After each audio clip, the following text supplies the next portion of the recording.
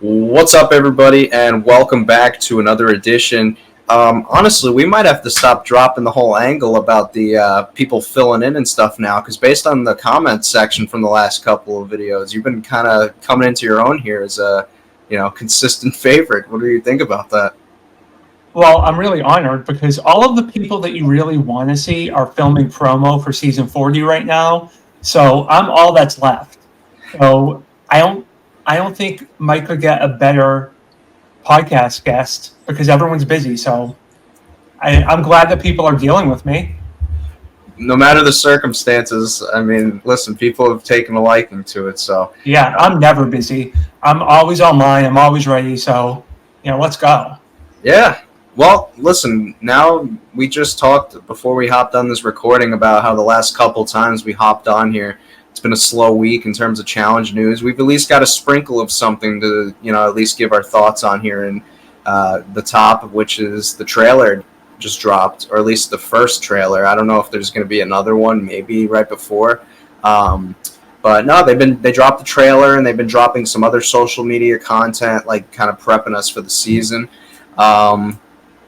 So yeah, and based on what we've seen, I mean, I know like the thing that popped out to a lot of people was, we had CT getting carried on a gurney, which is definitely a sight for sore eyes, because that's nothing we've really seen before. So they're really building this up as like a big thing, and how some things we haven't seen before are going to take place and transpire. So, and CT too, his appearance, I mean, he's given us sort of some look that we haven't seen before with the hair he's got going on there, or maybe early on a little bit, maybe. Yeah, well, CT has a lot going on in his life. He's been dealing with a lot of traitors recently. Yeah. So I guess I give him a pass. And if you didn't catch the reference, it's because he was on the show The Traitors. I'm not trying to... What was that? I said I caught the reference. Oh, good. But yeah, that's a very unusual look for CT. I mean, luckily, with other members of the cast, production always has a gurney on standby. There are some people that just need to be carried out of the wire every time. But I wasn't expecting CT to be the one on the gurney, so that will be surprising. We'll have to see what the cause of that is. Sometimes that could be production magic kind of sprinkled into a trailer to like make something seem. But there's definitely at least a sliver of truth, no matter what it is. If you listen to it closely, you can hear him complaining about his back. Because remember, he's on Gen 1, so they're old. And they make it look like it was like a heights over waterfall. Mm-hmm. Because he's like doing a flip in the air before he presumably hits the wire. Now, that could very easily be editing magic. But, we'll have to see. Because they always give us... they'll mesh together two clips that don't belong together. Mm-hmm. Well, I mean, I just actually got done reading your new article that you just put out about the Gen 2. So if anybody's looking for some preseason content to gear them up for the season, you can go check that out at stopbeingpolite.com. It mainly focused on the men. Listen, this is what we do here. Everything we do is shameless, so why not? You talked at depth about kind of the men on Gen 2 more specifically. And that's kind of something I think outside of the obvious, which is like the non-inclusion of Ashley on Era 3. I think that's probably one of maybe the top two casting focuses, I would say. In terms of what people look at with the season heading into it, they kind of feel like season or Era 2 rather is a little bit on the lackluster side when it comes to like their men outside of Johnny. Now, me personally, I feel like Nehemiah has definitely earned his stake in being on Era 2, because if you think about some of the people on Era 2 that, if circumstances were different, let's just say, he would probably still be included at the end of the day, because the three main people that, in a perfect world, that would have likely been on Era 2 would have been obviously Wes, but it was his choice and he turned it down, so we can't really say anything about that. And then the other two we're never going to see again. And, connect the dots where you must in order to figure out who I'm talking about there. But so with that in mind, I mean, Nehemiah is essentially a shoo-in. But I think even if you were to include those three, Wes and Kenny and Evan, I feel like Nehemiah would still end up on the team regardless. I agree with that, but I think that Nehemiah learned from the school of Wes. If you watched All Stars 1, 2, and kind of 3, but on season 3, Wes is there to do the dirty work himself. But Nehemiah, he played a pretty good game, and it's hard to deny that he was very central to those seasons. I would argue Nehemiah was the star of season 2, All Stars 2. So he's definitely shown potential in his later challenge career that is worthy of a spot on the Era 2 team. And I feel like on the main series, like the last time we saw him, he left Rivals because Evan didn't feel like competing anymore. So he got dealt a pretty shitty hand. Yeah. If you were in the casting chair for Era 2's men, using logic, like obviously, like, we would probably want Wes there, but he himself flat out declined. And then, if you take into consideration the stuff with Kenny and Evan, obviously preventing them. If you were in the casting chairs, since you and I are kind of in the same boat with wanting Nehemiah in there, and obviously Bananas is a shoo-in, who would you have put as the final 3 guys for Era 2? So when you put yourself in that position, you realize how few people are actually eligible to fill those seats. There are so few men, but I think that if I were to be in that position, one person I would really want to see is MJ after winning All Stars 2. And he won his first season, the Gauntlet 2. He seems like a pretty formidable competitor that could do well on Gen 2. I think that Derek isn't a bad pick after All Stars 4 because he really proved that he has been a good competitor in more recent years. And I think that there was always kind of space for 1 or 2 wild cards on that team that emerged as strong people during All-Star seasons. And the last, obviously, would go to Dave from the Island. He never got a shot, and this would be his opportunity. Yeah, I mean, that one's self-explanatory. Oh, yeah. But in all seriousness, I would have loved to see them dig deep and give us another throwback to Fresh Meat. And last week you had mentioned Noor at one point. That would have been a great addition that no one saw coming. Yeah, I wish we got an out of nowhere guy edition. We got one with Aviv on the girl side. You know how much I would have, if they pulled Pete on or somebody, I would have. Oh my God, that probably would have been the thing that got me the most excited. I got to be honest, full transparency there. Yeah, the other person who I think is perhaps a bit of a more obvious choice for Gen 2 would be Tyler. That's who I was kind of leaning towards. One of the most impressive things that people don't talk about is he won back-to-back seasons. He won Rivals 1 and Cutthroat. I just said them in reverse order, but back-to-back. Very few people have that on their resume, and he did it. So, and those were 2 hard finals, too. I mean, people could say what they want about Cutthroat, but listen, on the Untold documentary, they actually said that Cutthroat was one of the hotter finals. There was a temperature warning, a heat advisory warning during the Cutthroat finals, so that wasn't easy to win, which, I'm going to sound completely biased here, but I mean, that all the more vindicates Dunbar's challenge career in that sense. Yeah. I mean, he could have been on Gen 2 as well.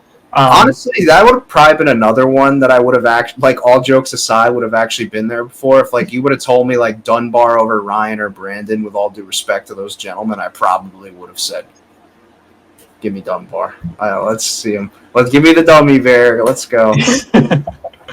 I don't think that's, at least logically, an unpopular opinion, because Dunbar, he's a champion. Whether or not he got the prize money, he's a champion. Mm-hmm. And he showed a lot of potential on every season he was on, other than Rivals 2. On that season, he wanted the next ticket out of there. Yeah. I mean, honestly, so I agree with everything you said. I do agree that Derek on All-Stars 4, honestly, you can make the argument. I know a lot of people, if you judge based on the commentary on the episodes alone, a lot of people talked about Jay being like the best guy there, and then like Steve won all those eliminations, and he's definitely proved to be, like he knows how to play this game, or at least from like the ins and outs of the competitions themselves. Maybe not the social aspect, but the guy, he's proven that he's more than capable of holding his own in multiple different types of things, Steve. But when you separate those and you just look strictly at like the daily challenges, and like who was consistently performing the best in those, I think Derek, you can make the argument, might have been potentially the best guy, at least on the season from a daily perspective. He won like 4, I want to say, something along those lines. So the guy proved that he can compete. So I definitely feel like he's, and he did get purged out in like a really shitty way, I thought, in the All-Star 4 final, the way it was constructed. Because honestly, call me crazy, but I think we could look in a world where Derek might actually stand a really good chance of winning that All-Star 4 final had it been something traditional, because he would have outran everybody. I will stand by that. I think he would have, if we're talking about a traditional final where it requires actual like abilities, he probably outruns everybody there, in my opinion. Yeah, I mean, I think that's why they see potential for him on All-Stars 4, and I'm one of the people that sees that potential, because I mean, he was unafraid of most things. The one thing he was afraid of was electrocuting himself, and that proved to be the wrong thing to be afraid of. I have lots of issues with that checkpoint in the final, but it was a very unsatisfactory way to go out. Like, in what world does shooting paintballs on top of a car? That's the money shot. That's the one that they're going to put in the preview. They're not going to put people playing a carnival game around a metal star in the preview.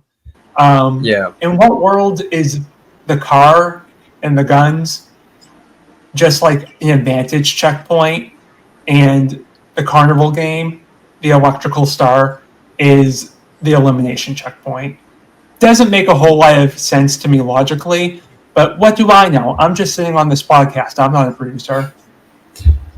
Yeah, well, I mean, listen, I just talked him up very heavily, but this is where I'm about to play devil's advocate. Because it can't always be sunshines and rainbows. If I were to go with somebody who I feel would have been more fresher, who's also from his same real-world season, if I'm playing devil's advocate, we're talking about the out-of-nowhere returns. I think a great candidate for that could have been CJ from his season. Because that's a guy who's kind of like, his story was kind of left unwritten in the challenge, where like, we saw him go out against Zach in like what many believe is possibly the best elimination we've seen on the show. And like, I mean, you can make the argument too that like, he kind of, because if you look at that elimination too, CJ actually technically won more rounds than Zach, but the way the elimination was, kind of constructed, Zach was able to win because the points didn't carry over from the previous heat. So, yeah, I think CJ is kind of somebody who everybody's wanted to see for some time. So I think maybe that could have been like a spot for him. But I definitely feel like at the very minimum, MJ should have been on there, at least instead of Brand. Like if I were to keep Derek's spot, let's just say, I'd probably replace Ryan and Brandon with MJ and Tyler. I think that they've earned it with being 2-time champs. And I feel like, too, MJ, it's not like MJ just, like, quietly won. Like, he was definitely, like, getting into some stuff on at least All-Star 3. He was a little messy. Like, he had his thing with Brad, I think. And then, like, obviously we know about the John A. stuff, which I don't even know if they'd really, like, fully tap into that. But, like, it's something. Like, it exists. And, 2, they had to have at least considered him because him and John A. were offered to come in at the same point where, like, Veronica and Duel came in for Ride or Die. Him and John A. were called for that and attempted to. And he was accepted. Obviously, she didn't for obvious reasons. But, like, they at least had him on their radar. Like, and so he seemed to be in production's favor within the past couple years to possibly do a flagship. So I don't know what went wrong there, or if anything didn't go, or they just didn't use him, or he didn't accept. I could have sworn I've seen him, like, more than willing to come back in the recent years. He's always posting stuff of him running and stuff. So I don't know. Yeah, I don't know. I mean, I couldn't tell you. I know that he had surgery on his knee, but if that prevented you from doing the show, half of the girls wouldn't be there. You know? Yeah, well, half of them are pregnant and somehow passed the physical exam, so. Oh, why would they test for that? I mean, it's not like it's a big deal or anything. You're not climbing any mountains. We don't run the risk of any miscarriages. Yeah, no. But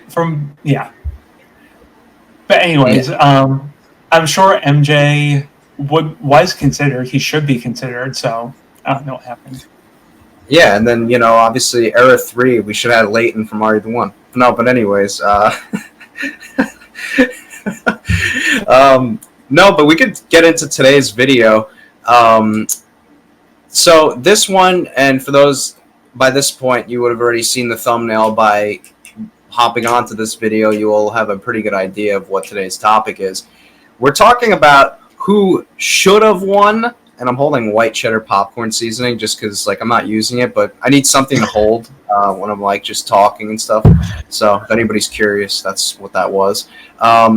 Who should have won every season from Duel 2 to now? And we're not including spin-offs like World Championships or other, you know, countries that they did spin-offs in, such as USA, all that stuff. We're just simply talking about flagship seasons from Duel 2 to 39, but we're also including the 4 All-Star seasons of the challenge. And what we mean by when we say who should have won, for example, it's not necessarily who, like, you know, we feel like was the best competitor throughout the season and then somebody else won. So, like, a good example to use in that situation would be, like, you know, Brad on All-Stars 3, you know, won a good majority of those daily challenges, but just fair and square lost the final. You know, like, that's a scenario where it's like, okay, like, you know, he had his chance to win and just didn't. But then there's other scenarios where, you know, we're not going to get too deep into it because we're going to talk about it as we go. But if somebody, like, unjustly got, like, kind of screwed or, like, wasn't given an advantage despite doing much better than the other person on the first day of the final, anything like that, we're going to get into. So that's essentially the gist of, you know, what today's topic will be. And I'm sure once you guys follow along, you'll, like, get into the, you know, groove of kind of what we're feeling with this. And this is one I've been looking forward to talking about. So before we hop into it, what is your, you know, brief thoughts on this topic today? I mean, there are a lot of challenge champions that are super worthy, and I will stand by their victory wholeheartedly. There are other people that I think are royally screwed. Do you ever watch Survivor? I watched during the era in which it was, like, I want to say, what was the season where it was that JT won and it was him and Steven? Was that Token Chins? Was that? Oh, I have no idea. Oh, you didn't watch that far back? Oh, okay. But the reason I ask is because there is a term that originates from Survivor called robbed goddess. I don't know if you've heard it thrown around. It's essentially someone that, following the rules, played a flawless game and deserved the victory. But production injected this twist into the show, into the formatting, that cost them the victory. And there are some people in the challenge world that I think are like robbed goddesses because they should have won. They should have got the title, but because of a funky little twist, it got robbed from them. And those are the heroes I want to give praise to. Yeah. Also, we're doing from Duel 2 to now because I feel like, and I'll say why I think it was, why I chose this route. It's because a lot of the earlier seasons are a lot like harder to really like dissect in that regard of like, oh, this person should have won, blah blah blah, because of just like, I mean, some of them are legitimately just a road trip on a Winnebago. Like there's no real way to like, and then like others like the island, and then you've got like Gauntlet 3, which I mean like everybody and their mother-in-law knows that like, I mean, the champion or the veterans team probably should have, like, some of those are kind of just like more self-explanatory, whereas I feel like Duel 2 is a good starting point to now where like stuff really gets juicy. So I think that was just kind of like my thought process there. But without further ado, we could get into this, and starting at the Duel 2 season 17. We know that the winners in real time are obviously Rachel Robinson won for the girls, and then we had Evan who won for the guys. Duel 2. So this is like, for anybody that knows this season or watched it, they'll know that there was two really strong girls. There was Rachel, obviously, and then like, one hit wonder kind of like fall through the cracks of the challenge world in a sense, which she would have been another one, by the way, for like an era 2. Imagine if she popped up, oh my God, I would have been like, Brittany, I'm talking about, for those that don't know. Yeah, I remember when the Dirty 30 cast was revealed, I saw this name Brittany on there spelled with all these I's. I was like, oh my God, is she coming back? And they're like, nah, it's some chick from Party the One, whatever. Nah, she wasn't dirty at all, though. She wouldn't have fit that theme. She was very like reserved and quiet. Well, we didn't know the theme during the extra deal. Yeah. But no, Brittany was great. However, not to cut you off, I give it to Rachel any day for the girls. Yeah, no, I'm with you. Those were like the only two real ones that are up for consideration. There was like a lot of solid girls on that cast, but I feel like there was only like one elite one, at least that season. Some of them would go on to get better as maybe, I think, as seasons would go on. But some of them just kind of either remain the same throughout their challenge career, like we knew like kind of what we were going to get with them, or that was their ceiling, like an Anissa. I feel like that was kind of like her ceiling, what she reached on Duel 2. And then you've got like Brittany, who I guess could have gone on to continue to be elite, but she was like pretty much the only competition really, I feel, for Rachel. But it was going to be Rachel, assuming that she didn't get tripped up on herself. So that I don't change. For the guys, this gets a little bit more dicey because, for those that know how the season went, Landon was far and away the best guy for, I'd say, about 95% of that season. And the final guy elimination between him and Brad, we know what happened there. One of the more remembered eliminations in challenge history. I'm actually going to sit here and I'm going to say that Landon should have won this season because I think that this was another situation where, much like the Ninja and Laurel elimination, a little bit different. TJ blew the horn, right, during, like, I believe the first round between Brad and Landon, and, like, they still ended up giving Brad a point when he just walked over and put the hook. I don't feel like that should have counted, personally, and I feel like they should have reset. What really pisses me off about that is when Brad gets his second, the second hook, the one that actually wins, he goes over to Landon's after he has retrieved the hook from Landon's back. He goes over to Landon's station, or whatever you want to call it, and swings it. And TJ explicitly says you have to go for the hook. So Brad, he wasn't wrestling Landon. but he swung. He did a shiesty little move and swung the receptacle hook, whatever you want to call it. And for some reason that was valid. That was in play. So it's very like they called a foul for no reason. It didn't make sense as a viewer. But I think if Landon wins that elimination, he wins the whole season. 100%. For me, where it gets a little bit dicey is with the 3 men that did make the final, was Evan the most deserving? Mark is kind of dead on arrival because he was paired with Anissa, but if he was never paired with Anissa, would he have won? Kind of hard to know. I don't think so, but... and Brad was like... I mean, Brad clearly could have won, but there's also like mixed things to come out about that final too, that those 3 might have even cut a deal with each other. Yeah. So like, I don't know. I think Landon definitely, I don't like to use the word robbed in like every scenario, because there's been cases where people have been actually like robbed, I feel like, worse on the show. But you can make the argument that Landon got a little bit robbed in that elimination, because what's good is good for one, and clearly they decided to call a foul on Landon and still give Brad a point despite already blowing the horn, which was weird. You should have at least reset them, but whatever. And then Brad, yeah, he didn't wrestle him like you said. He arguably committed a more egregious act than Landon did, because Landon's actually like trying to get a ring off of somebody's back, right? Wasn't it? Like, yeah. So Brad legitimately took Landon's hook and swung it, which you were told not to do. So I think Landon wins that elimination if they don't give Brad that first point, and I think he goes on and wins the final. So yeah, I will say, there's a part of me that feels like it was always meant to be. There are so many like eerie parallels between the 2 Duel seasons, one of which being Brad defaulting into a victory at the last elimination and then coming in second. So yeah. I think that's just what was meant to be.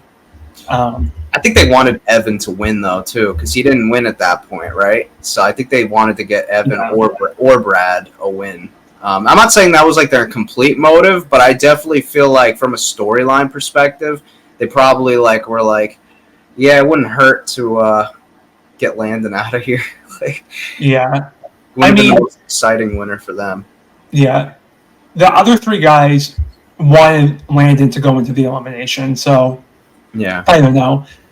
I have a hard time fully discrediting that, because they did make that move at the very end. I would have loved to have seen Brad get the victory, but I do think Brad's the type of competitor who gives a lot of gas at the beginning and can burn out towards the end of a final, whereas Evan, I think strategically, like, he was always going to push the gas at the very last second and try and like steal the victory. Like, I think what happened for Evan was like the ideal scenario in his mind, where he just comes from behind at the 11th hour. Mm-hmm. Well, we can move on to the Ruins now, season 18. I mean, this was a 2-team format where we had a really overpowered champions team by comparison to a much weaker challenger team. If you guys want to go back and revisit, we did a video on this about a month or so ago, probably about close to 2 months now, where we talked about what we would have done with crafting together our own challenger team. So if you guys want to go and look at that, you guys can feel free to. But anything we pretty much could add on that was talked about in that video. But to put it pretty much bluntly, I'm sure you're in the same boat as I am with this sentiment. Nothing. It happened the way it was always going to, I think. Yeah. The only thing that could have changed differently, which would have been Duel possibly, winning or whatever, but that's pretty much the only thing that really would have changed, but the same team wins. Yeah, but no disrespect to Duel, but if there was ever a time to eject someone for physical violence, that might have been it. That was a pretty violent strike, whether intentional or not. Yeah. Back-to-back seasons of some pretty nasty violence with CT to kind of start Duel 2, and then that one at the end on the Ruins the following season. So it's easy to see why they cracked down with security. So I'm not happy with the outcome of that season, but I can't say that anyone got robbed. Yeah. Well, we've got Season 19, Fresh Meat 2 next. And this is going to be an interesting one because I think most would agree that Kenny and Laurel were the best, duo on that season throughout the season. But if we're just simply talking about the final itself, I mean, Landon and Carly decisively won that. So, if we're talking from the perspective of, did the best team on the season win? No, not necessarily. But if we're, basing it off of who just straight up won in the end, I mean, I personally can't take that away from Landon and Carly because they just won. Yeah. What I have to say about that is I do think there's a lot of merit to the fact that they won, and it kind of shows that there are opportunities for people to kind of push their way to the end who may not have excelled in the daily challenges and still win. It's all too common to see the same people win throughout, and it's kind of nice to see someone that's a little bit of an underdog pull out the victory. I mean, calling Landon an underdog sounds odd, but when you look at Carly, who I think was read her last rites during the exile at night, she was out of it. So for her to pull out that win is pretty impressive, even if she's with Landon. So yeah. I the only thing I'll say about that season is I felt like Wes and Kenny were positioned as the biggest players. And in the end, Landon won, so it made the whole edit seem pointless. Production was probably pissed with that outcome. Probably, yeah. They're like, "What the hell? You mean to tell me neither of you guys could have won this?" Yeah. About Kenny and Wes. We got Cutthroat next, season 20. I thought that throughout the season, the gray team was the best team, and a lot of people point to them crapping out, or more specifically, Abram and Sarah medically DQing in that final. If they didn't medically DQ, blah, blah, blah. To say if they didn't medically DQ is like saying if I didn't, I don't know, walk my dog this morning. You know what I mean? It's kind of you these were things in your control, and you kind of just, it happened to you because of your own, I guess, inability or whatever. So for me, I think the way that final was constructed, with a lot of that having to deal with carrying weight, I think that favored the red team because they had three, bigger guys, whereas the gray team had what was that? 3 girls, and then a smaller guy with Luke, and then you got Abram there. I just personally feel like that final was always kind of favored towards the red team.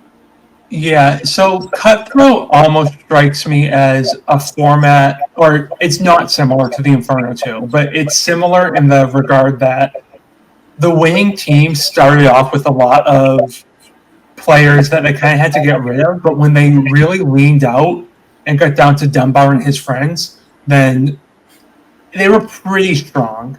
But there is the rumor that says that the red team was the first team to get through some sawdust, they had to go through sawdust. And their bodies, they're sweating, they're covered in sawdust. Mm-hmm. They take the whole water supply and clean the sawdust off of them. And now the gray team and the blue team can't hydrate after that checkpoint. And then that's what led to Sarah and Abram getting dehydrated. That's the rumor, word on the street. I don't know if that's true, but I'm inclined to just kind of stick with my original sentiment that the red team leaned out. I would have loved if Paula won this season, though. Yeah. I mean, I think it would have been nice if Dunbar honored his promise. It would have been very romantic to see those two at the end together. True Romeo and Juliet story, but didn't happen. But the four who won, I think, are deserving. Yeah, I probably keep that outcome how it is. It's just based on that final alone and how it went. But if we're talking about things that I will change, Rivals won. I keep the girls the same. I think Evelyn and Paula definitely won that. I actually feel like Kenny and Wes should have won for the guys. I think that they should have been given a bigger advantage for what they were able to do on day one, and I feel like they weren't properly given allotted the right time advantage that could have helped them on the second day. So I think that they should have won. I think that's a very popular opinion, and I'm with you. I mean, I think the advantage that they got was so trivial compared to the success that they had the day before. And I mean, it's hard to take the victory away from Paula and Evelyn. I almost would have been more satisfied if Cara Maria and Laurel won, because I felt like, in terms of rivalries, theirs was much stronger. Right. But nonetheless, I think Evelyn and Paula are super worthy of their victory. But, given the fact that Kenny and Wes had such a small advantage, imagine if Jen and Mandy stuck around. For some reason, they got rid of them, but they could have finished, 6 hours later, day one. Yeah. And only had a 2-minute time disadvantage. I mean, they could have made it up. Mandy could have sniffed out the capsule that they had to find with her nose and, won. That could have been Jen's moment. We'll never know. So yeah. I stand by the winners. Rob the goddess, as the kids would say. Absolutely. I stand by the winners, but I think that there's a world where Jen could have even come in second. I mean, that's wild to think. I know. That was furthermore why sort of the time thing was a little wonky, I felt. Now we got Exes, and this is going to be an unpopular one, and it sucks for me to even have to admit, because we all loved and would have loved if CT and DM would have won this. And they were, they were the front runners for a lot of that final until pretty much the last moment at the 11th hour. Johnny and Camilla were able to pass them and win. As much as I would love to say CT and DM should have won, I unfortunately have to keep this as Johnny and Camilla, simply because it wasn't like a production screws somebody situation. Like, CT just flat out pretty much died. So that's why I can't give it to CT and DM, but I wish I could. I, on the other hand, think it should have been CT and DM. Okay. Now, I've heard people say, and I can't quite remember it, so maybe I'm just remembering things wrong. Maybe this is a Mandela effect, whatever. Mm-hmm. But people say that Camilla and Johnny used CT's footprints. Yeah, I heard climbing that. a hill in the snow. And I don't know if you've ever walked in snow, but it's terrible. It's not fun. Also, as we would see on season 38, Tori got to vegan out some of those stages. DM had to drink blood, and she was a vegan. So I just think, I think if they had given her a vegan option, she would have been like Mario on mushrooms, and she would have jumped right to the end. Obviously, I'm kidding. But there is something to be said about people like DM that did have to go against their dietary preferences, where other people get to just write it into their contract that they don't. Regardless, I really feel like that was CT and DM season to win, and I feel like someone in production was kicking themselves in the ass when Johnny and Camilla took it in the last minute. I mean, CT and DM had a real relationship, and Johnny and Camilla, at best, are a laundry room hookup. Is that really what you want representing Exes? You really want Camilla and Johnny. In 2012, absolutely not. You can make the argument that on both Rivals and Exes, we didn't get the satisfying outcome. Yeah. Pretty much. Like, if you were to, like, textbook draw up winners for those themes, you would have had Kenny and Wes or CT and Adam for Rivals. Obviously, Kenny and Wes, a little more validity. They were in the end. And actually, you know, theoretically could have been the winners. And then you've got on X's CT and DM. Like, those probably would have been, at least from a storyline perspective, would have been, you know, outcomes we could sink our teeth into. But next we have Battle of the Seasons, which is a little more of a funkier one because we had a little bit of a hard reset with the cast. Team San Diego won, and like if we watch the final itself, there's not really like a whole like debate. I mean, Brooklyn was never really going to win, and then like Vegas only had 2 people. You can make that argument that had Alton and Nani stayed in the entire time, that they probably could have honestly won.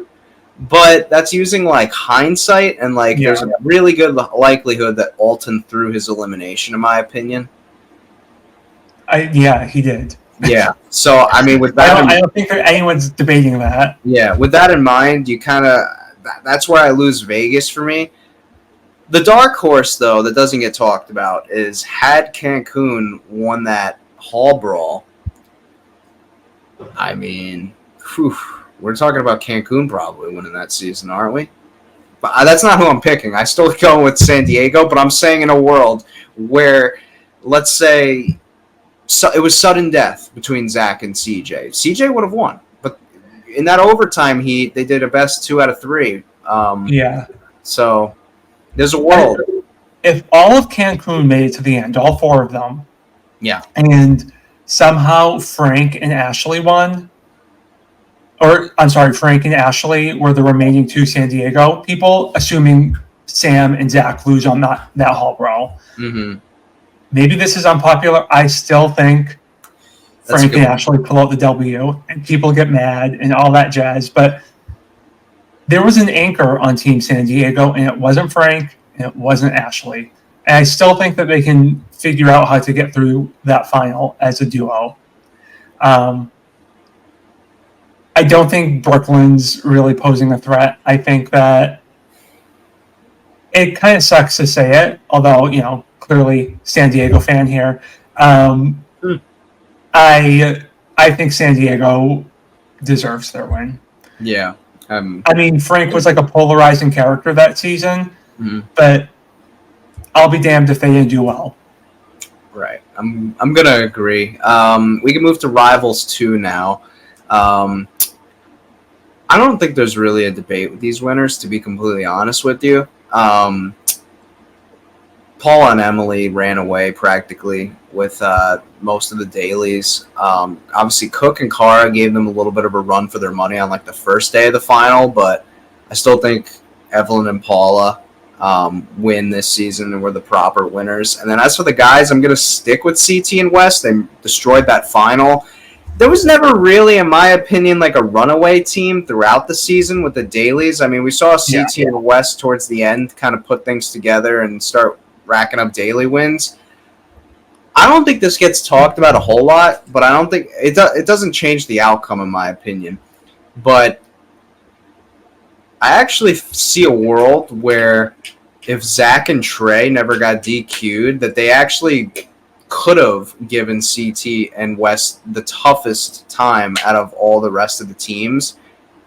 Well, actually, no, Derek and Rob would have actually probably been a formidable final team that doesn't get talked about, but they weren't going to make it that far, I don't think, because they didn't have political pull. But I think they would have been a deceptively tough final team just because of Derek's running abilities and Rob being kind of a bigger guy. But anyway, I'm pretty sure at the time Rob was smoking like 6 packs of cigarettes. Yeah, never mind. I would just remember today, Rob and oh god, yeah, they would sign the check now. I mean, that would be. He's someone that I would love to see on All Stars because Mm-hmm. He's Hercules stuff. Right. That's a good one. He would be a great one to pop up. Honestly, any guy from St. Thomas, Trey, even I would take back on an All Stars. Yeah. Like, But anyways, not to get off too track here, I think Zach and Trey, if they were in that final, actually could have given CT and West even a tougher time than the teams that were there did, simply because Johnny just didn't really show up in his best condition that season. He kind of like, he wasn't that great, honestly, and he would even tell you that. That was probably, during that era, Johnny's like probably weakest performance, I would say. I think there's a world where during that like portion where they're carrying the dead bodies with the mummies or whatever, like Zach and Trey would have done great at that, and probably made up some ground on CT. It doesn't change the outcome, but I'm just saying, like, deceptively speaking, I think they would have been a sneaky, tough final team potentially. But I still think the outcome stays the same. CT and West. I think Zach and Trey get purged out of that little cube. Yeah, that puzzle. I don't think that they're solving that. Maybe I'm wrong, but I still would have liked to have seen them stick around. I mean, Zach's DQ is obviously like a well-known moment and stuff, but I would have liked to have seen them stay. I think they were just a better team than Ty and Leroy were, to be honest. Yeah, their DQ is one of those moments where I'm like, I wish it didn't happen, but watching the footage, like I don't think Zach was trying to cheat. No. I truly do not. But he did violate the rules, so like what you're going to do. Well, we got free agents, and again, this is probably another one I don't touch. Laurel and Johnny, I think always win. I mean, Zach dies. There's nothing you can really change with that. I mean, there is a world where Johnny Riley maybe gets Devin for a different portion, and maybe he could sneak up on Bananas, but I still think this is Bananas' season. And Laurel, I still think that stays the same. However, and I'm never going to stop talking about this until I'm blue in the face, but I would have loved nothing more than the three finalists in that free agent final to have been Laurel, Cara, and Teresa running the final against each other. That would have been like just cinema. Yeah, I think the worst thing about that season was the very last elimination, where there was no way of avoiding it other than like being Nani and flipping. Yeah, I know. Teresa, listen, blank cards, the whole I'm telling you, I think Teresa could have taken Laurel in that final, and I will stand on that. I mean, I think she stood a chance. I think I would have loved for her to just be able to compete in the final, or even just be able to like weasel her way into a better elimination than her versus Laurel at the 11th hour, because the whole flipping of the cards is silly if there's no way to win and avoid going to the draw. Like, I like the format otherwise. I'm just strictly talking about that very last elimination. But my question for you, and I don't know if this is talked about ever, but do you think that Laurel would still beat Cara in Wrecking Wall if she didn't break her arm? Yes, I do. I just think height is a major advantage in that particular setup, too. Yeah. I think she probably beats Cara in every one of those eliminations, to tell you. Yeah, I agree these winners don't need to be changed. They definitely earned it. Like, both Bananas and Laurel did tons of eliminations. I think that's the one thing that people will give you pushback on is Cara, because she broke her wrist or whatever. Yeah. But I still think Laurel wins Wrecking Listen, Wall. I hear you, Cara fans, but I just don't see it, unfortunately. I don't see a world where anybody does. I just think Laurel... I think Laurel, honestly, if you look at all those eliminations, there's maybe Wrecking Wall where Laurel could lose to like somebody like Naya because Naya's tall, but that's literally it. Like, if you look at the rest of those eliminations, like, they were all size-based for the most part. Like, it was freaking like the Wrecking Wall, there was Balls In. Yeah, Laurel versus Jasmine in Balls In. Yeah. There was like that Hall Brawl variation where Laurel took out Anissa when Anissa could still kind of like, have two functioning ankles. So like,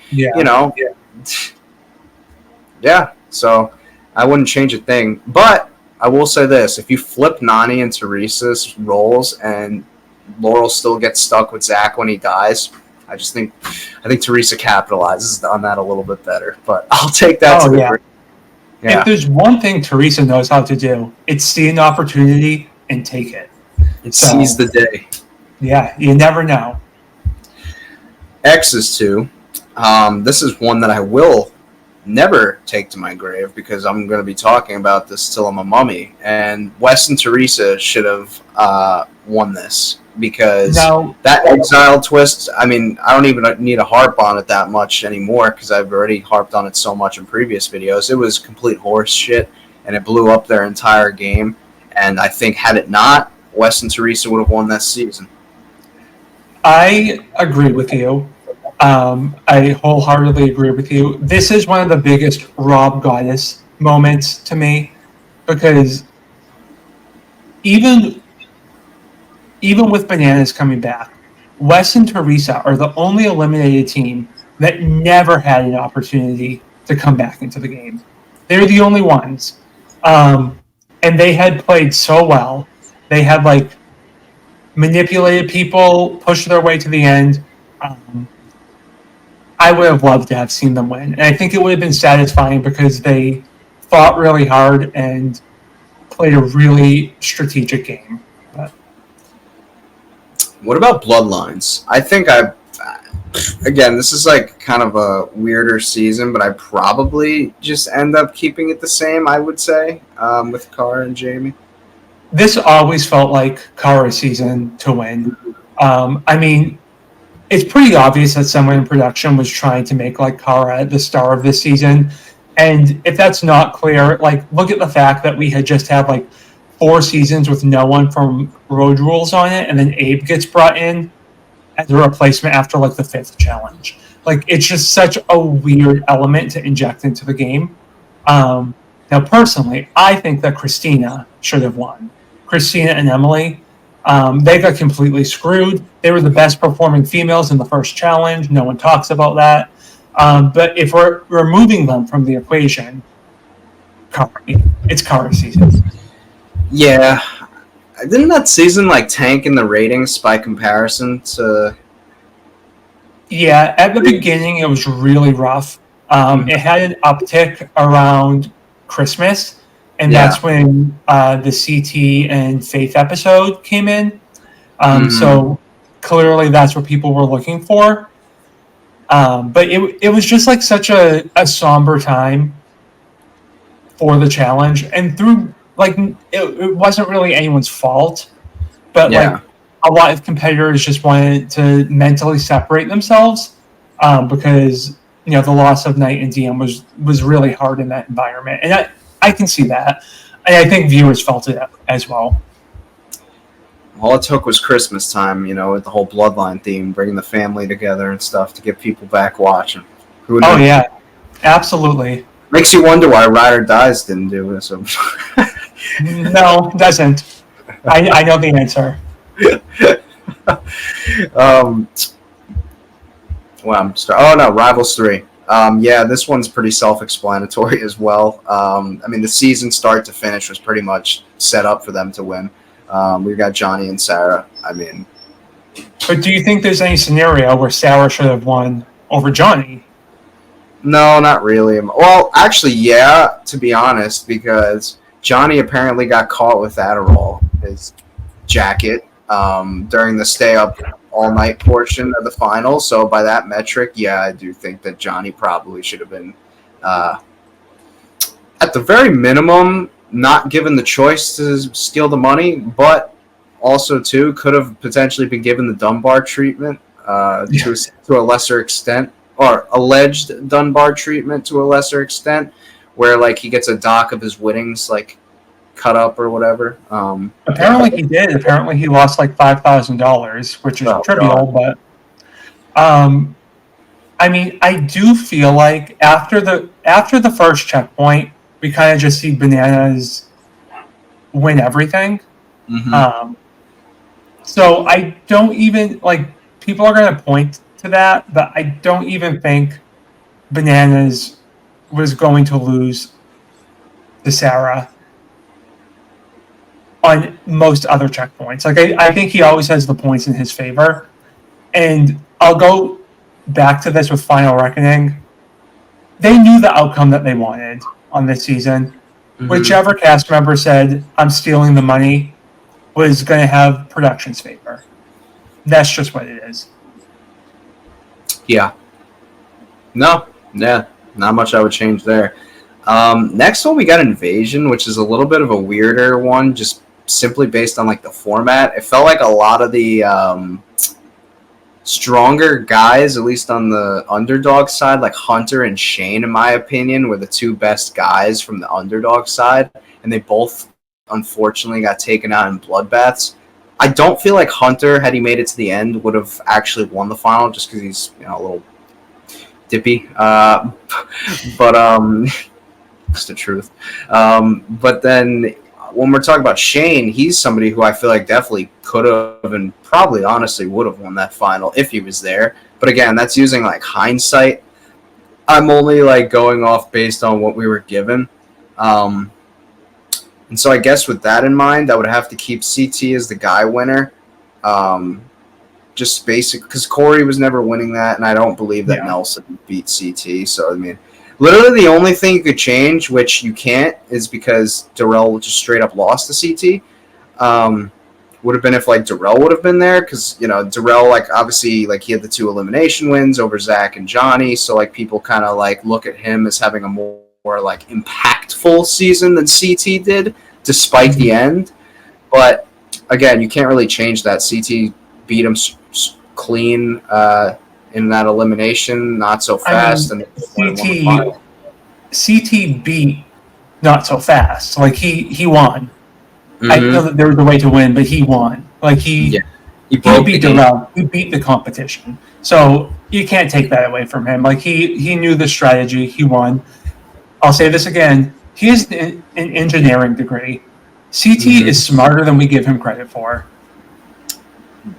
Actually, before we get into like the girls' topic of things with Invasion, I've always kind of wondered this, and I don't know if it gets talked about a lot, but I'm gonna like broach this to you.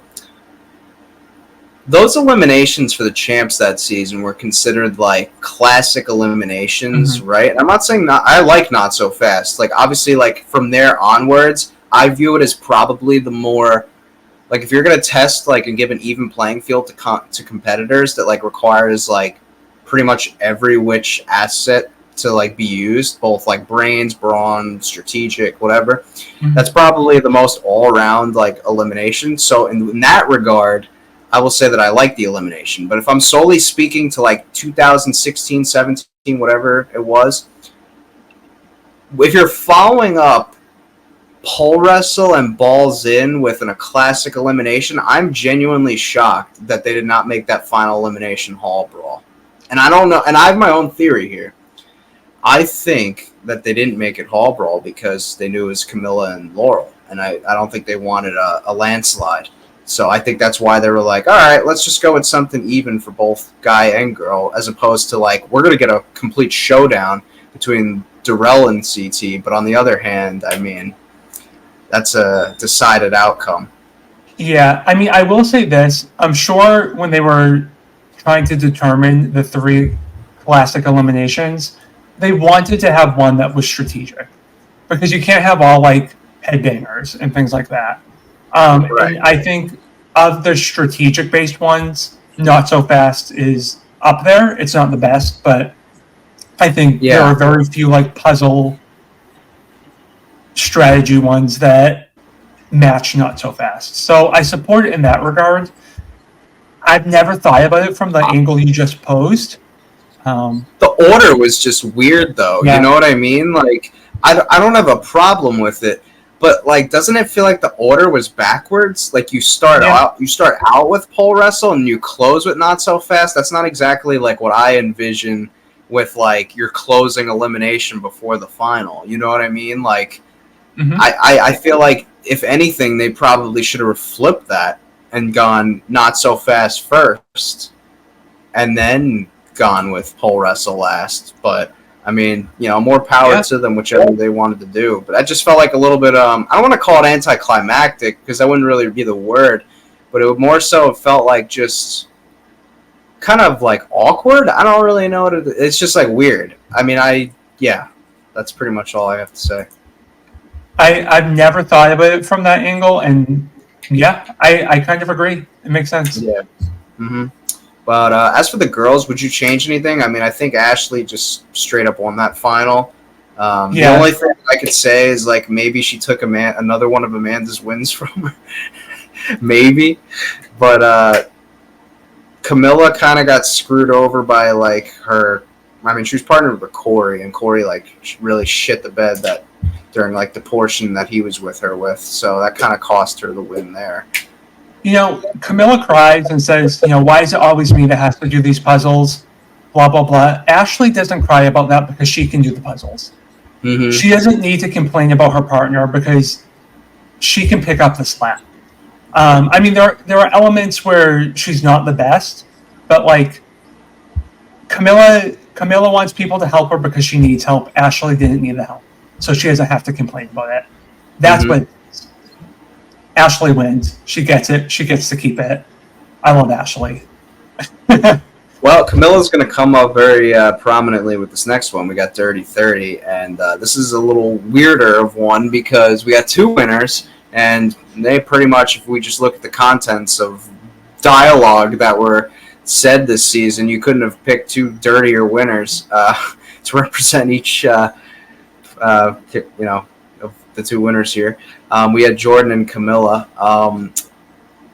I think when we're looking at the guy's side, we know kind of like if Nelson never got DQ'd, this possibly doesn't happen, right? Where Jordan wins. And then we kind of look at a world where you can kind of put the puzzle pieces together and kind of be like, Derek K probably wins. I would assume. I mean, like, he came in second in real life. I mean, you would have to guess, like, if Jordan wasn't there, it'd probably be any combination of Nelson, Hunter, or Tony there, and I don't necessarily anticipate any of them three winning. And CT was probably the heaviest he was at that point, so I don't really feel like anything changes there. So Derek probably wins, but I guess based on what we were given in real life, because the Nelson fight still happens, obviously, so we can't undo that, I give Jordan the win still. I'll be honest, Jordan impresses me a lot on the show, and I think this was another case where, like, he does have that moment where maybe he wasn't number one, and that's the moment where he gets brought back from the third redemption house. But I think he deserves the win. Yeah. Well, as for the girls, this one is controversial because if we're going based on what we were shown and given, I'm not taking anything away from Camilla's abilities as a competitor. She was obviously a great competitor, and I think if we're going based on that alone, then like I don't have really much objection to how she actually performed in one. But that's not what I'm going off of because I'm using proper logic. And I think that she shouldn't have even been given the opportunity to have competed in the final because I think she should have gotten removed from the house after those comments that she made to Leroy. I think the precedent had already been set at that point with people doing pretty fricked up shit previously. I mean, they removed Naya. I mean, granted, Naya actually physically, I guess, assaulted somebody, but like there was territory to remove. I mean, shit, they removed Camilla and Tony 2 seasons prior just for verbal stuff, pretty much.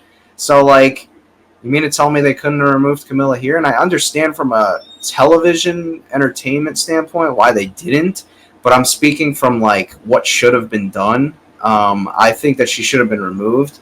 And I guess with that logic in mind, I guess Cara would then become the female winner because she got second place in real life. Because, I mean, the only difference would have been, like, probably Jenna or Kayla making the final. And, I don't think they could solve a puzzle if you gave them the cheat code to solve it right in front of them. So I would probably just go ahead and say Cara would win with my logic. So. Yeah, I mean, that's probably the case. It's kind of hard to say. We do know that Tori was just friends with Jordan at the time, so maybe somehow that plays a factor. And if Camilla's removed, then that lets Tori win. I don't really know, but Yeah, I think if Camilla's out of the equation, then Cara most likely is the winner. Well, Cara, speaking of her, we got Vendettas up next. We know that she became the Soul winner, the first female Soul winner in Challenge history. And this one is probably going to ruffle some feathers. But I think, and again, I'm the guy that is in the camp of guy winner, girl winner. I'm going to say I think it should have been a guy and a girl winner. And with that in mind, Zach would also be crowned champion on this season for the guys.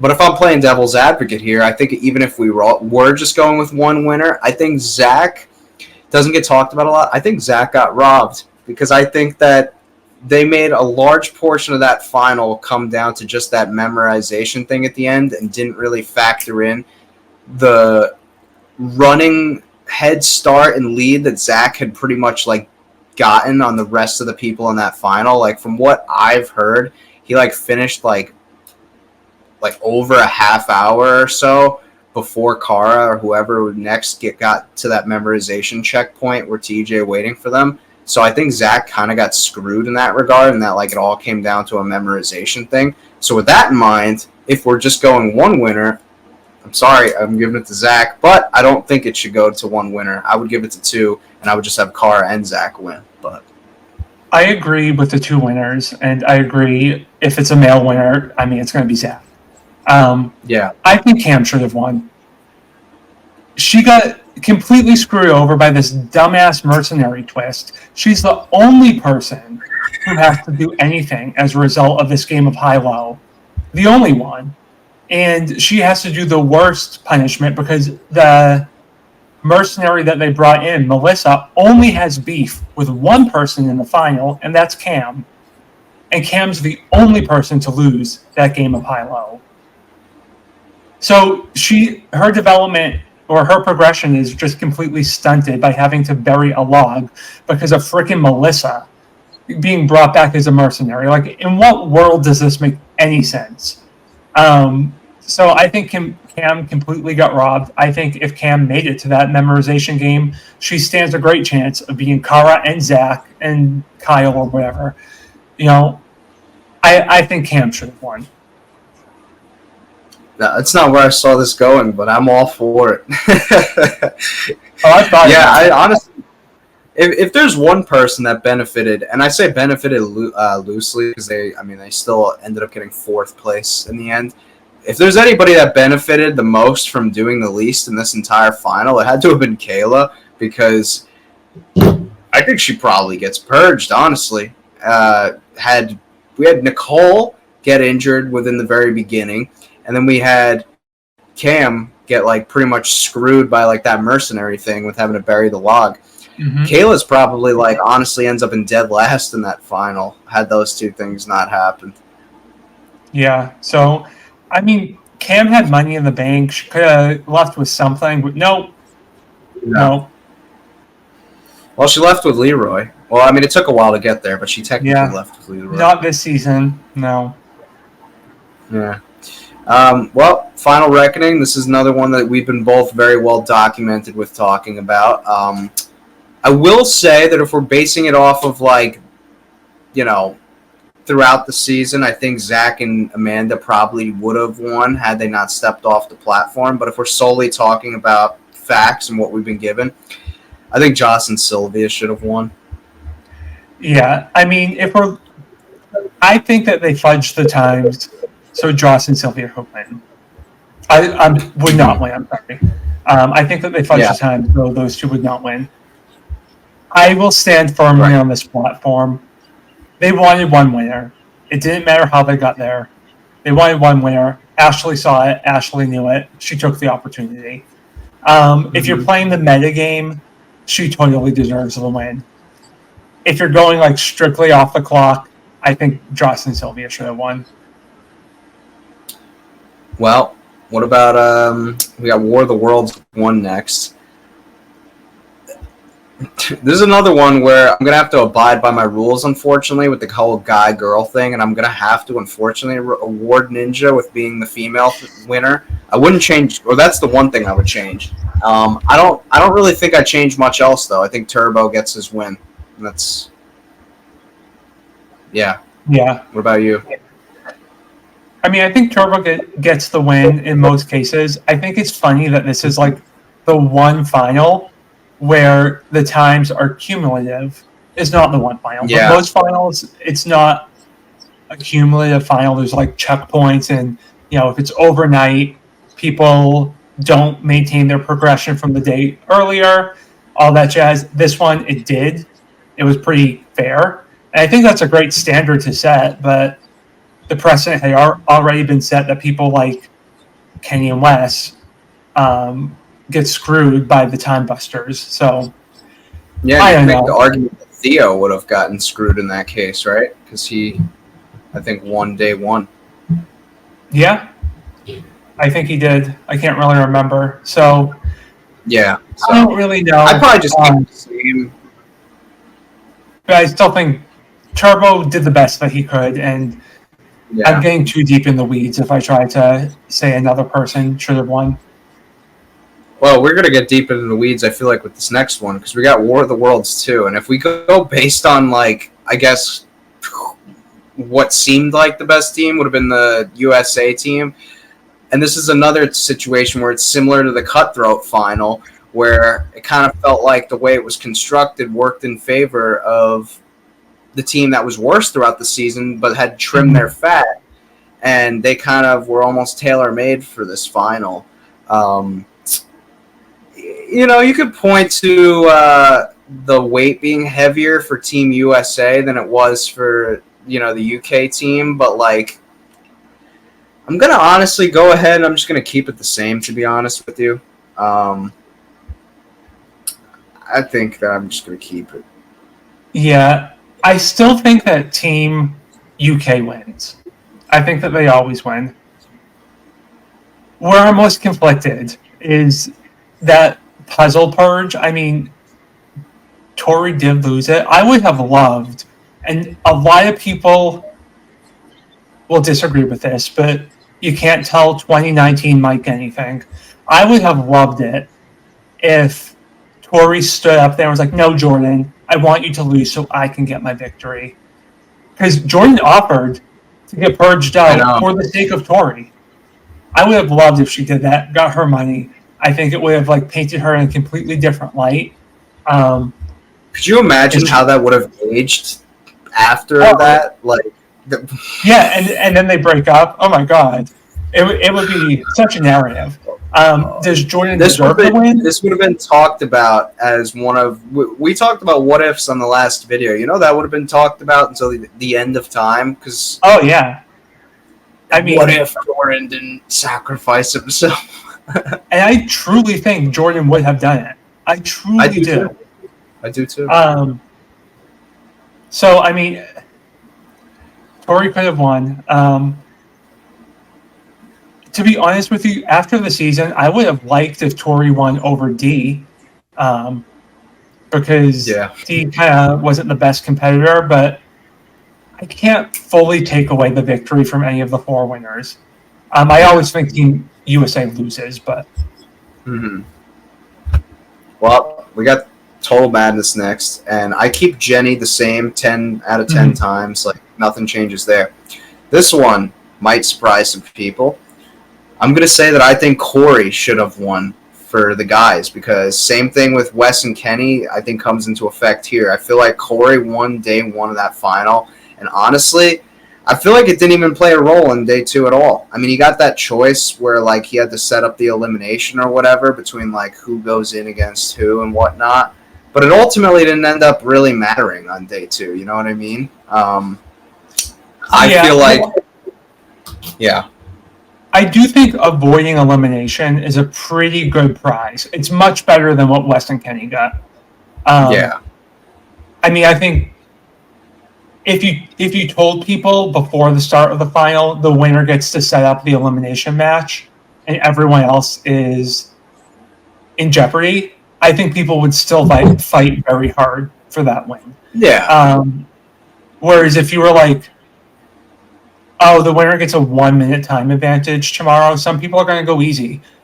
Mm-hmm. So they can have gas in the tank for when it really matters.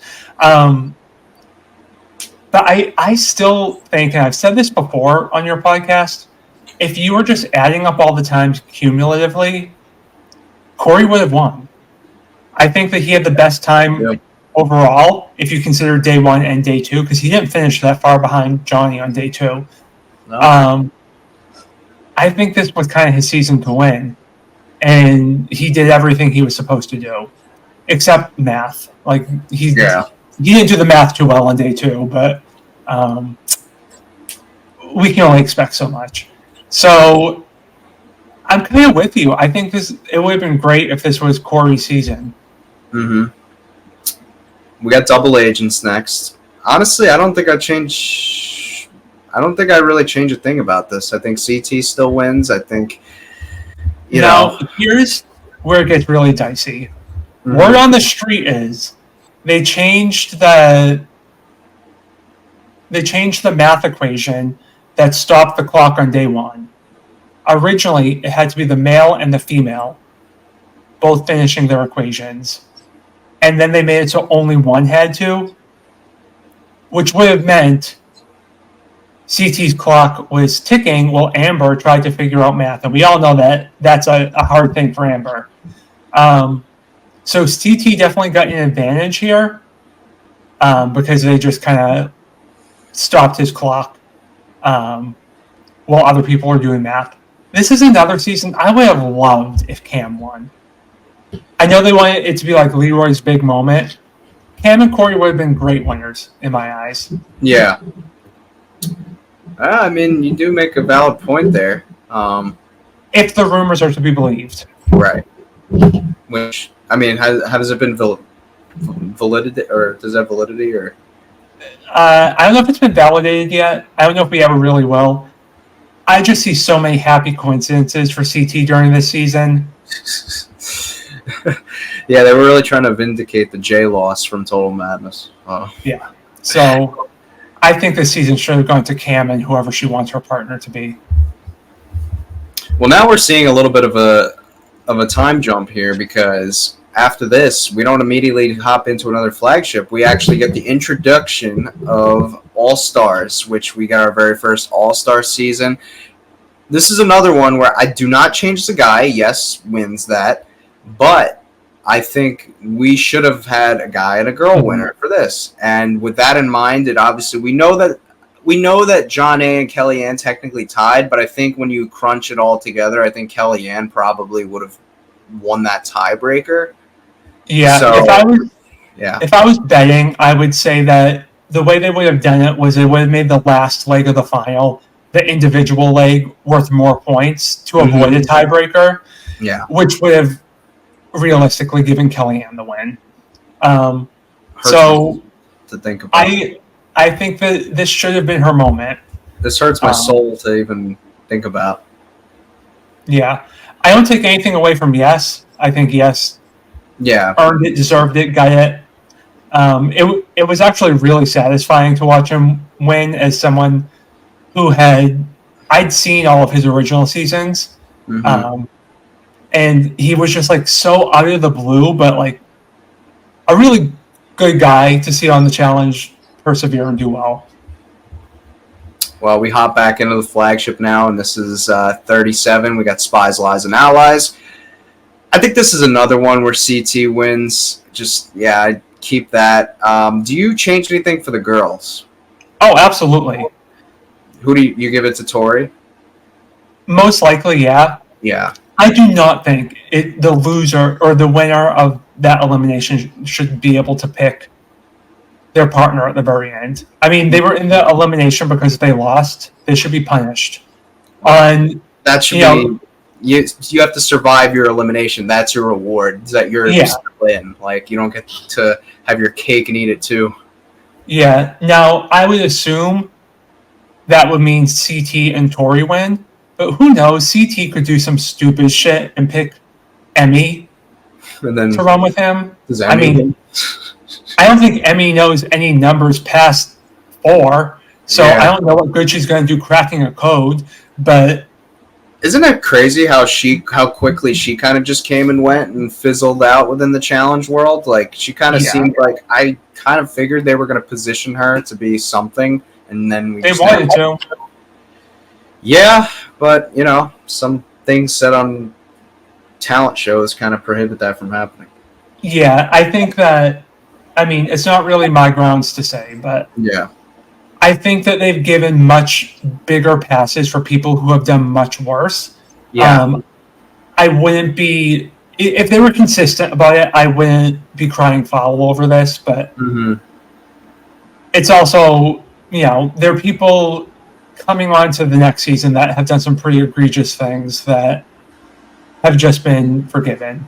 But that's neither here nor there. I think Spies, Lies, and Allies should have been CT and Tori.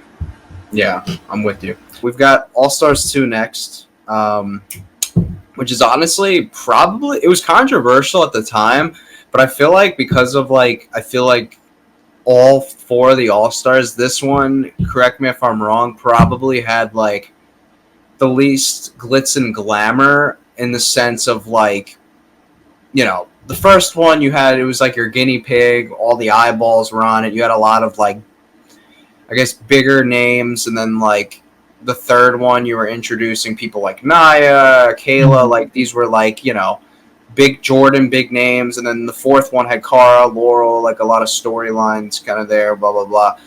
All Stars 2 was kind of out of the 4. I feel like you're more like Band of Misfit-y type of people, whereas like you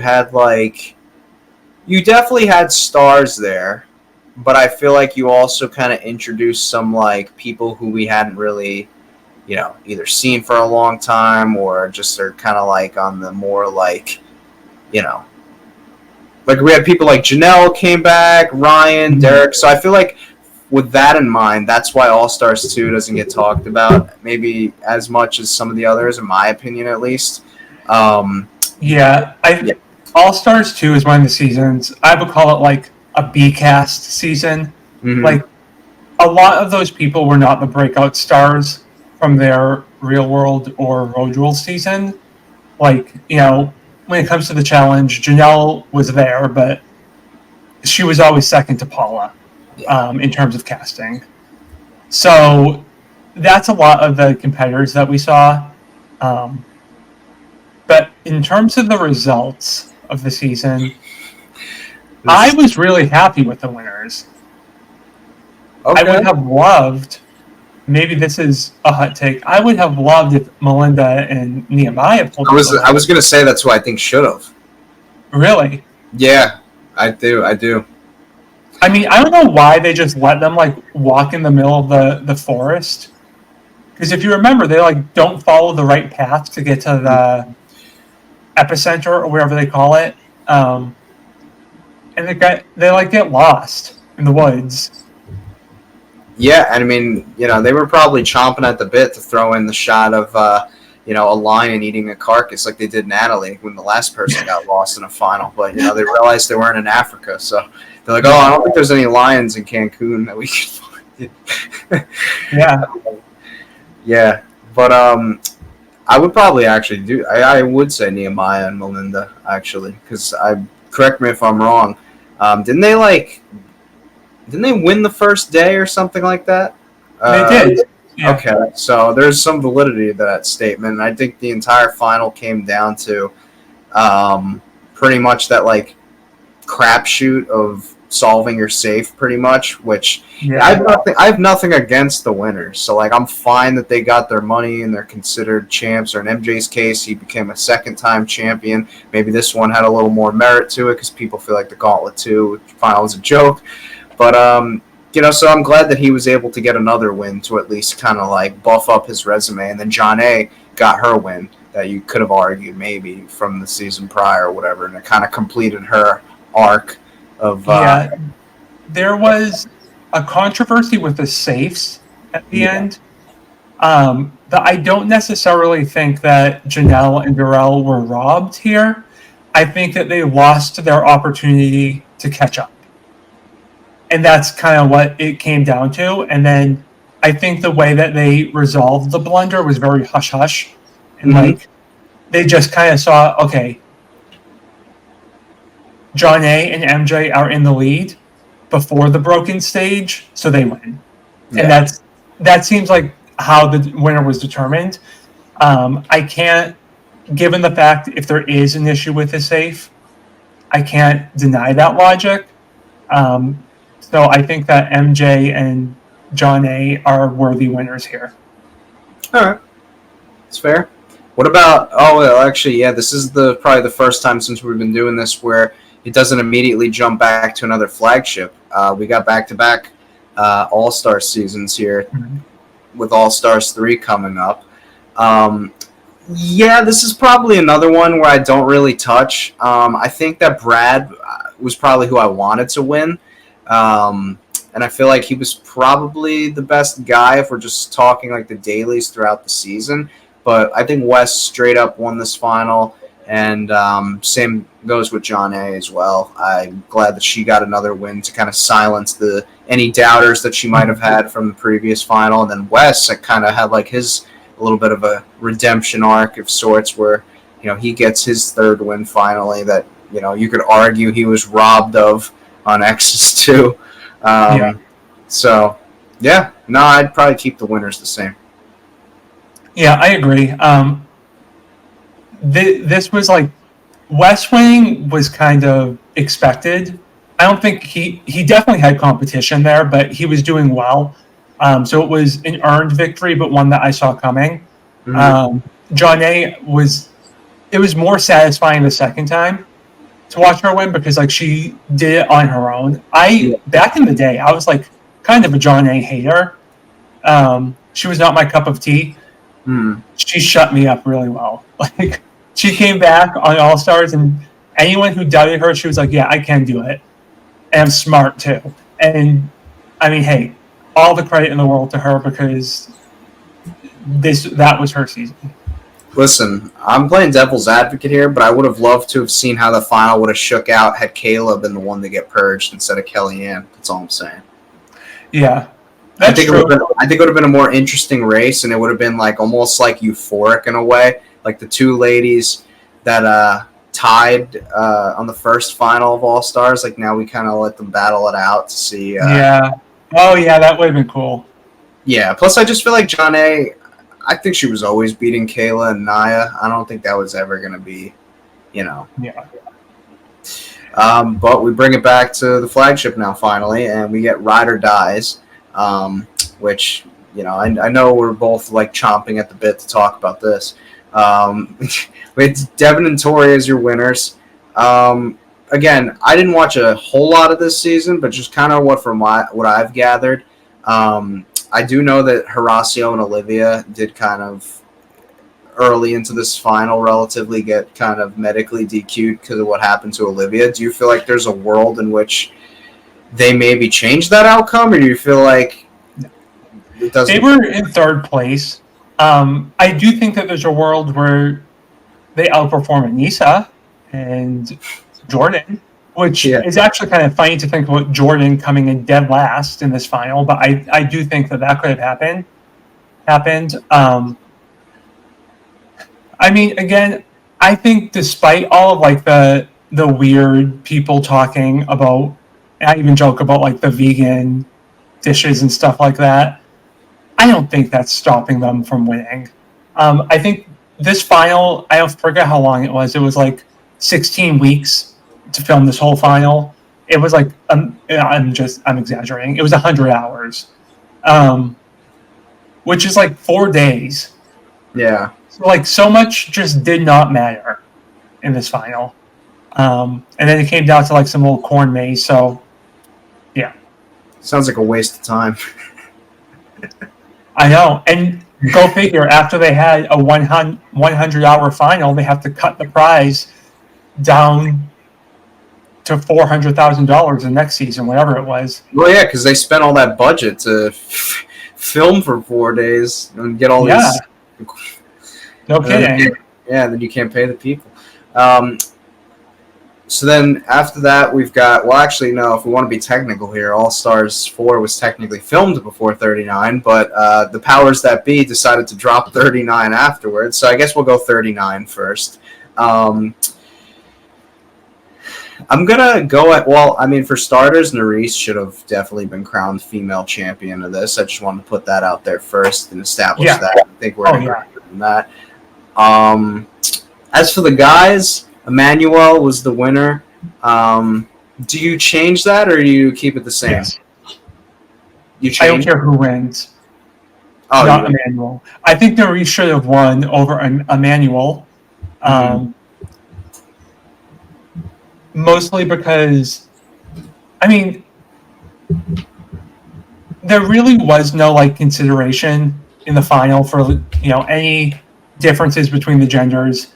But when you watch the partner stage, it's such BS that all of the girl teams are just flubbing and doing awful, and Emmanuel, because he's one of the two men remaining in the game, is winning everything. It's just such an oversight to judge people in such a fashion, and I feel like Nerys was put at a disadvantage because of that. So she should have won. I don't really care how it happens. I don't want Emmanuel to win, so Nerys should have won. I actually think it would have been funny if there were two winners, if the male winner was Jay. Because he, to his credit, he did play a good social game this season. People hated him. Definitely. I think he probably would. He'd probably have been a more, well, I wouldn't say for me, satisfying victor, but for a lot of people, they probably have been because he's the bad guy on the season, whatever. He would have been definitely a more fitting winner than Emmanuel was. Yeah. Corey Lay even would have been probably a better winner than Emmanuel. Yeah, I mean, Corey, to be fair, had every advantage that I perceive Emmanuel having in this final. Yeah. And then still didn't come in the same place as Emmanuel, so I'm not going to put Corey over Emmanuel. Right. That's telling that Emmanuel wasn't even casted for 40, considering he's the most recent champion, and he's one of the only male champions to come from that era, along with Turbo and Rogan. So I know. Shows what they think of the guy, huh? Yeah, but I also think I haven't heard any complaints. I mean, I don't think you've heard a peep. Yeah. And then we can round it out now we've got All Stars 4, which was probably in recent memory one of the weirder finals that we've gotten. Listen, I'm going to sit here and I'm going to say that I don't think Laurel should have won. Well, I think a lot of people are upset with that star advantage twist that happened at the end. Oh my. And I agree with you. I think Steve should have won. Well, if we're going on the rule of thumb of there being a winner of each gender, then yes. But if we're going on just take that star and throw it out of the equation, I think Steve probably should have won the season. Yeah. Do you see a world where Cara Maria should have won, or do you feel like she was always going to either be second or third? I think we would have had to fundamentally change the format for her to win. And by that, I mean make it so you can hold on to multiple stars by winning eliminations. Mm-hmm. I think if that was an element that came into it, I think she would have had advantages going into the final because she's really good at eliminations. But I think if you took the stars out of the equation, or if you just let Steve go back and do the puzzle instead of having to get harnessed up and swing, mm-hmm. he would have won. The real reason he lost was not because he had to play that game. It's because he had to wait to be harnessed. And that's why everyone knew to skip that stage. Because they saw production had to get involved. It was a big theatrical thing.